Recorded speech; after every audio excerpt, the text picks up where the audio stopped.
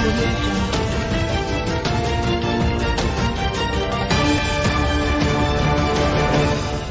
السلام علیکم ناظرین، میں ہوں عاطف شفیق اور آپ دیکھ رہے ہیں 28 نیوز۔ آج کی گفتگو میں ہمارے مہمان خصوصی ہیں انجینئر شفیق احمد صاحب، اور آج کا ہمارا عنوان ہے، آج کا جو ہمارا ٹاپک ہے وہ ہے کہ بچوں کی تربیت کیسے کی جائے۔ جی السلام علیکم شفیق صاحب۔ وعلیکم السلام۔ کیا حال چال ہیں؟ ٹھیک ٹھاک ہیں؟ الحمدللہ۔ شفیق صاحب، آپ کے ساتھ ہم نے پہلے بھی 2 پروگرام کیے ہیں جس میں آپ نے بتایا کہ آپ نے اپنی اسٹرگل لائف کس طریقے سے سٹارٹ کی، کہاں کہاں پہ جاب کی، آپ نے اپنا فارن ایکسپیرینس بھی بتایا۔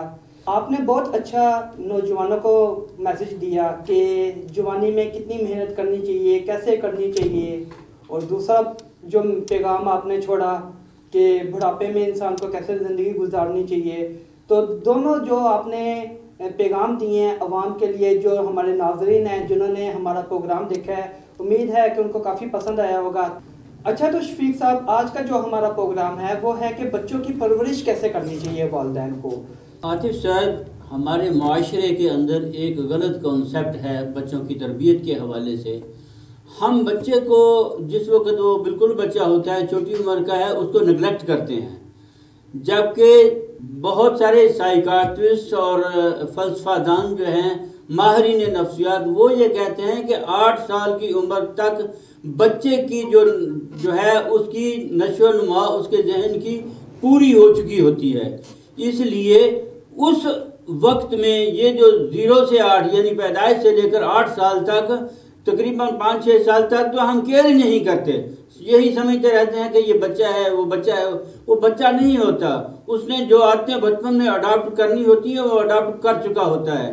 اس لیے ماں باپ جو ہیں ان کا یہ فرض ہے کہ بچے کو شروع سے جو ہی وہ بات چیت کرنا شروع کرتا ہے، ہلکی پھلکی آوازیں نکالنا شروع کرتا ہے، اسی وقت سے اس کی تربیت شروع کر دینی چاہیے۔ بلکہ جتنے بھی ہمارے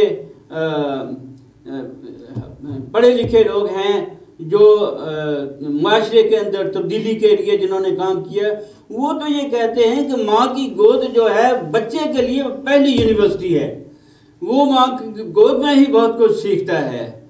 ماں کا کام یہ ہے کہ بچے کے ساتھ اس کا فطری انس ہوتا ہے، فطری لگن ہوتی ہے بچے اور ماں کی، تو اس وقت سے ہی اس کی تربیت ماں یہ ہے اس کو سکھائے، جو ہی وہ الفاظ نکالنا شروع کر دے اس کے ذہن میں اللہ کا لفظ ڈالے، وہ اللہ کا لفظ ڈالے، اللہ اللہ، اور پھر اس کے بعد کلمہ طیبہ جو آہستہ آہستہ اس کو کلمہ طیبہ کا سکھائے۔ یہ بنیاد ہے۔ اس بنیاد کے اوپر آپ نے دیکھا ہوگا کہ جتنی مضبوط بنیاد ہوگی اتنی ہی اونچی عمارت بن سکتی ہے اس کے اوپر۔ تو سب سے بڑی مضبوط بنیاد جو ہے وہ بچے کا، انسان کا اللہ کے ساتھ تعلق ہے۔ جی انجینئر صاحب، اگلا سوال ہمارا یہ ہے کہ بچے کی شخصیت نکھارنے کے لیے کن باتوں سے پرہیز کرنا چاہیے؟ عاطف صاحب، ہم نے اکثر دیکھا ہے، بلکہ تمام لوگ اپنے گھروں میں ایسا دیکھتے ہیں کہ بچہ جو ہے، بچے کو تو سکھانا ہے ماں باپ نے، لیکن ایسے ہیں گھر جہاں پر بچہ کوئی غلطی کرتا ہے تو باپ ڈپٹ دیتا ہے، ماں ڈپٹ دیتی ہے کہ تم نے ایسا کیوں کیا ہے، ایسا تمہیں نہیں کرنا چاہیے۔ یہ ایک غلط رویہ ہے۔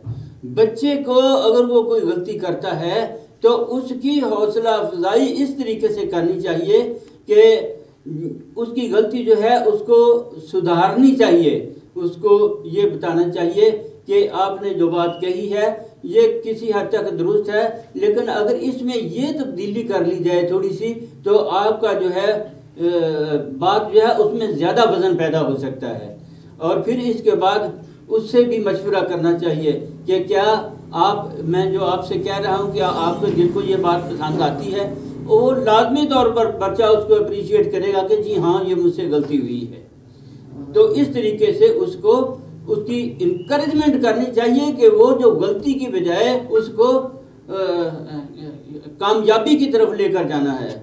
پھر اس کے بعد اس کو مثالیں دی جا سکتی ہیں تاریخی بڑے بڑے لوگوں کی کہ فلاں شخص تھا، اس نے کتنی دفعہ ناکامی، کتنی دفعہ غلطیاں کی، اور غلطیوں کے بعد پھر اس نے کامیابی حاصل کی۔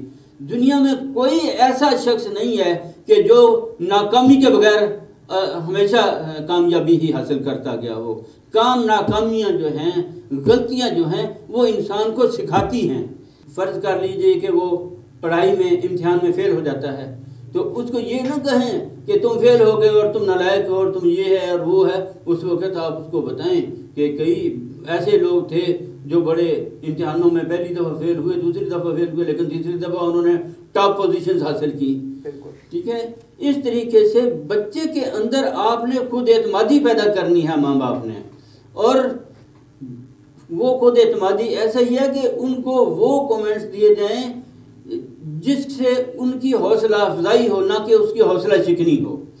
اس طریقے سے بچے کی جو ہے پراپر نشو و نما ہوگی، اور بچہ پھر آہستہ آہستہ وہ خود ہی سمجھنے لگ جائے گا. اچھا جی شفیق صاحب، میرا آپ سے آخری سوال یہ ہے کہ بچے کی تربیت کے لیے اور کیا کیا اقدامات پیرنٹس کو کرنے چاہیے؟ عاطف صاحب، بات یہ ہے کہ بچہ جو ہے وہ ماں باپ کا ایک مستقبل ہوتا ہے. اسی بچے نے آگے بڑھ کر اپنے ماں باپ کو سنبھالنا ہوتا ہے. اس لیے ماں باپ کی یہ اخلاقی ذمہ داری بھی ہے اور پیرنٹس کے حیثیت سے بھی ان کی ذمہ داری ہے.